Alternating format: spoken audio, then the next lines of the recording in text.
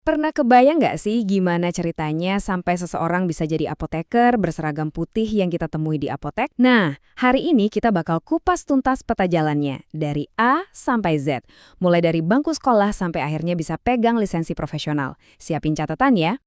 Tentu aja, pertanyaan paling gedenya pasti soal duit. Berapa sih total investasi yang harus kita keluarin buat dapat gelar apotekar?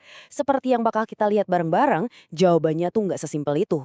Angkanya bisa beda banget tergantung jalan mana yang kamu pilih.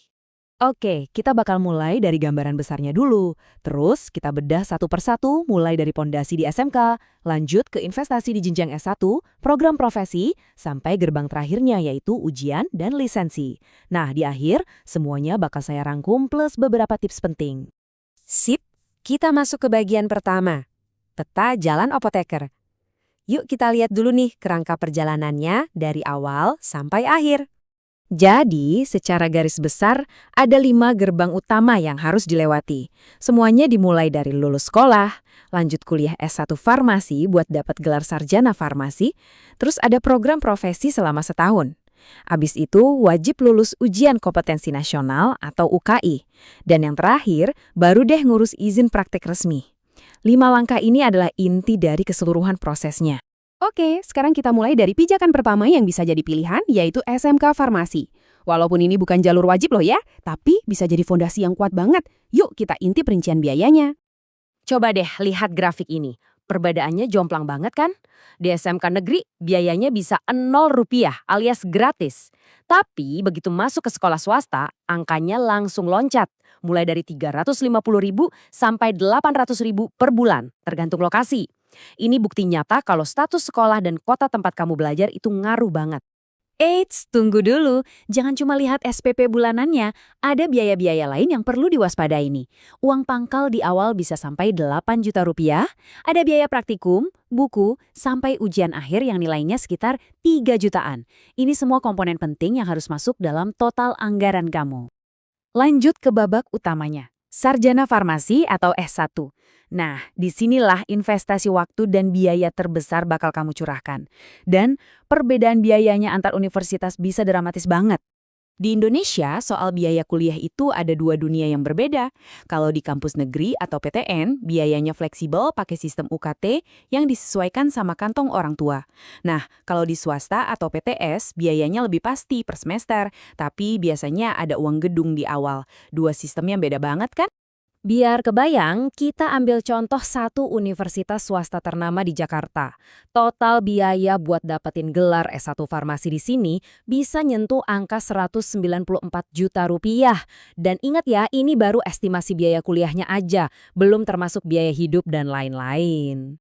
Nah, sekarang coba bandingin sama universitas negeri top seperti Unpad. Slide ini nunjukin perbedaannya dengan jelas banget. Kalau kamu masuk lewat jalur nasional atau SNPMB, total biayanya bisa jauh lebih rendah tergantung UKT kamu. Tapi, kalau masuk lewat jalur mandiri, totalnya bisa melonjak sampai 195 juta rupiah, hampir sama kayak swasta. Kelihatan kan betapa krusialnya jalur masuk itu? Bedanya bisa lebih dari 100 juta rupiah loh. Ini poin yang wajib banget kamu pertimbangkan. Udah dapat gelar sarjana farmasi? Eits, perjalananmu belum selesai. Masih ada satu jembatan lagi yang harus diseberangi, program profesi apoteker atau PSPA. Ini adalah gerbang untuk mendapatkan gelar APT yang keren itu di depan nama kamu. PSPA ini ibarat program gemblengan selama setahun. Di sini teori udah mulai berkurang, fokusnya adalah praktek kerja langsung. Kamu bakal ngerasain gimana sih kerja di rumah sakit, apotek, sampai di industri farmasi. Benar-benar merasakan dunia kerja seorang apoteker. Terus biayanya gimana? Nah, ada 3 faktor utama nih. Status kamu sebagai alumni dari kampus itu atau bukan, lokasi kampusnya, dan kapan kamu daftar. Biasanya, kalau lanjut di alma mater sendiri, kamu bisa dapat harga teman. Ini salah satu strategi yang bisa kamu pikirkan. Secara kasar, siapin aja dana antara 35 sampai 63 juta rupiah buat program profesi yang cuma setahun ini. Yap, ini adalah investasi tambahan yang lumayan besar di luar biaya S1 kamu tadi. Oke, kamu udah lulus S1, udah lulus program profesi juga. Apa udah selesai? Belum. Sekarang kita sampai di gerbang terakhir, serangkaian ujian dan pengurusan lisensi biar bisa praktek secara legal. Gerbang utamanya ini namanya UKI. Anggap aja ini ujian negaranya para calon apoteker. Tanpa lulus ujian ini, semua pendidikanmu sebelumnya belum bisa bikin kamu praktek secara legal. Ini penentu segalanya. UKID punya 2 arena ujian. Pertama ada CBT, di mana otak kamu diuji dengan 200 soal teori. Kedua, yang sering dianggap paling bikin deg-degan, adalah OSCE. Di sini, kamu bakal berhadapan langsung sama pasien bohongan dalam 9 skenario berbeda buat ngebuktiin keterampilan praktek kamu. Lulus UKI, wah selamat. Tapi sabar, masih ada beberapa langkah administrasi. Kamu bakal ambil sumpah apoteker, terus ngurus 2 surat sakti. STRA sebagai tanda registrasi nasional, dan SIPA sebagai izin praktek di tempat kerjamu nanti. Setelah itu semua beres, barulah kamu resmi jadi seorang apoteker. Oke, kita udah lewatin semua tahapannya. Perjalanan yang cukup panjang ya ternyata.